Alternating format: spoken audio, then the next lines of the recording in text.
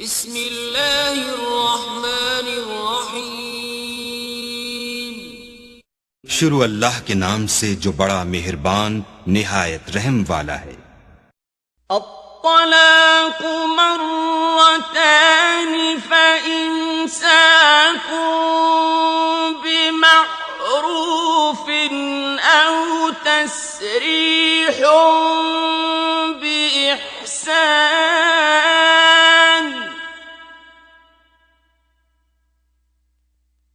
ولا يحل لكم أن تأخذوا مما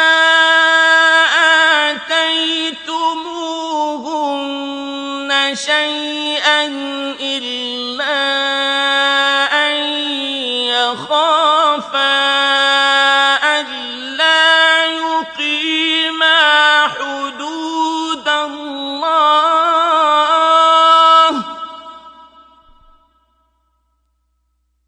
إلا أن يخافا ألا يقيما حدود الله فإن خفتم ألا يقيما حدود الله فلا جناح عليهما فيما افتدت به تلك حدود الله فلا تعتدوها ومن يتعد حدود الله فأولئك هم الظالمون۔ طلاق صرف 2 بار ہے، یعنی جب 2 دفعہ طلاق دے دی جائے تو پھر عورتوں کو یا تو بطریق شائستہ نکاح میں رہنے دینا ہے یا بھلائی کے ساتھ چھوڑ دینا، اور یہ جائز نہیں کہ جو مہر تم ان کو دے چکے ہو اس میں سے کچھ واپس لے لو۔ ہاں، اگر زن و شوہر کو خوف ہو کہ وہ خدا کی حدوں کو قائم نہیں رکھ سکیں گے تو اگر عورت خاوند کے ہاتھ سے رہائی پانے کے بدلے میں کچھ دے ڈالے تو دونوں پر کچھ گناہ نہیں۔ یہ خدا کی مقرر کی ہوئی حدیں ہیں، ان سے باہر نہ نکلنا، اور جو لوگ خدا کی حدوں سے باہر نکل جائیں گے وہ گناہگار ہوں گے۔ فإن طلقها فلا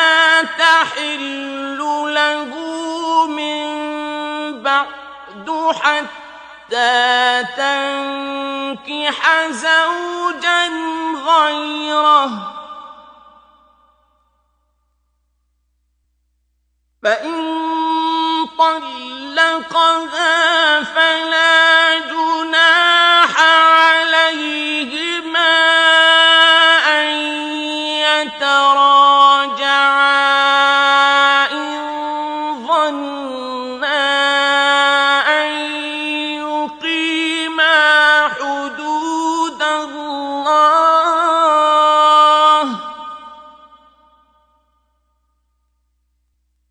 وتلك حدود الله يبينها لقوم يعلمون۔ پھر اگر شوہر 2 طلاقوں کے بعد تیسری طلاق عورت کو دے دے تو اس کے بعد جب تک عورت کسی دوسرے شخص سے نکاح نہ کر لے اس سے پہلے شوہر پر حلال نہ ہوگی۔ ہاں، اگر دوسرا خاوند بھی طلاق دے دے اور عورت اور پہلا خاوند پھر ایک دوسرے کی طرف رجوع کر لیں تو ان پر کچھ گناہ نہیں، بشرطے کہ دونوں یقین کریں کہ خدا کی حدوں کو قائم رکھ سکیں گے، اور یہ خدا کی حدیں ہیں، ان کو وہ ان لوگوں کے لیے بیان فرماتا ہے جو دانش رکھتے ہیں۔ وَإِذَا طَلَّقْتُمُ النِّسَاءَ فَبَلَغْنَ أَجَلَهُنَّ فَأَمْسِكُوهُنَّ بِمَعْرُوفٍ أَوْ سَرِّحُوهُنَّ بِمَعْرُوفٍ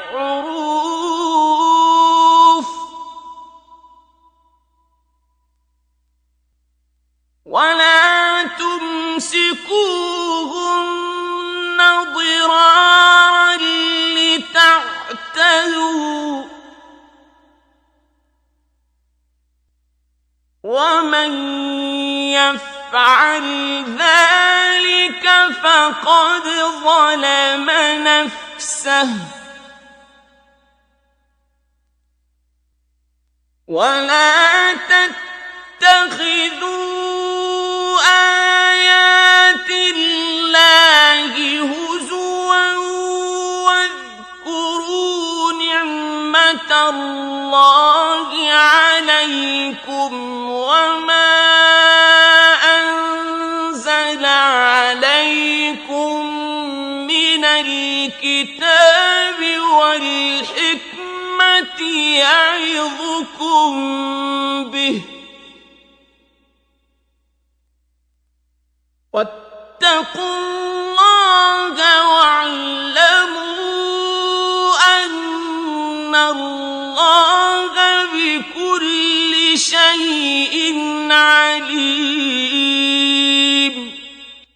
اور جب تم عورتوں کو 2 دفعہ طلاق دے چکو اور ان کی عدت پوری ہو جائے تو انہیں یا تو حسن سلوک سے نکاح میں رہنے دو یا بطریق شائستہ رخصت کر دو، اور اس نیت سے ان کو نکاح میں نہ رہنے دینا چاہیے کہ انہیں تکلیف دو اور ان پر زیادتی کرو، اور جو ایسا کرے گا وہ اپنا ہی نقصان کرے گا، اور خدا کے احکام کو ہنسی اور کھیل نہ بناؤ۔ اور خدا نے تم کو جو نعمتیں بخشی ہیں اور تم پر جو کتاب اور دانائی کی باتیں نازل کی ہیں جن سے وہ تمہیں نصیحت فرماتا ہے ان کو یاد کرو، اور خدا سے ڈرتے رہو اور جان رکھو کہ خدا ہر چیز سے واقف ہے۔